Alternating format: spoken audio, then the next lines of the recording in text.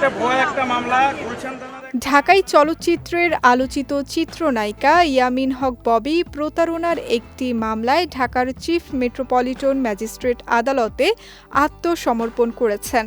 এরপর তিনি জামিনের আবেদন করলে শুনানি শেষে ঢাকার মেট্রোপলিটন ম্যাজিস্ট্রেট ১,০০০ টাকার মুচলেকায় পরবর্তী শুনানির তারিখ পর্যন্ত তার জামিন মঞ্জুর করেন। চিত্রনায়িকা ববির পক্ষে আদালতে শুনানি করেন ঢাকা আইনজীবী সমিতির সভাপতি। বিষয়টি নিশ্চিত করেছেন প্রসিকিউশন বিভাগের এসআই মুক্তার। ১৫ জুলাই বিকেল ৩টার দিকে মামলাটির শুনানি অনুষ্ঠিত হয়। তবে মামলার অভিযোগের বিস্তারিত বা ঠিক কী অভিযোগে ববি আদালতে হাজির হয়েছেন সে বিষয়ে তাৎক্ষণিকভাবে কোনো তথ্য প্রকাশ করা হয়নি। এদিন বোরকা ও সানগ্লাস পরে আদালতে হাজির হন ইয়ামিন হক ববি। এ সময় তার সঙ্গে কয়েকজন সহযোগীকেও দেখা যায়।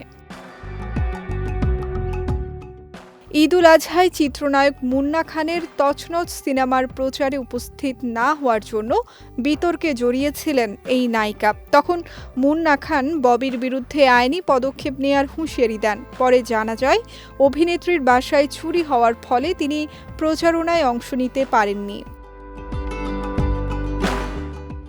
দীর্ঘদিন ধরে ঢাকাই চলচ্চিত্রে কাজ করে আসছেন ইয়ামিন হক ববি। অভিনয়ের পাশাপাশি ব্যক্তিগত জীবন ও বিভিন্ন বিতর্ক নিয়েও একাধিকবার আলোচনায় এসেছেন তিনি।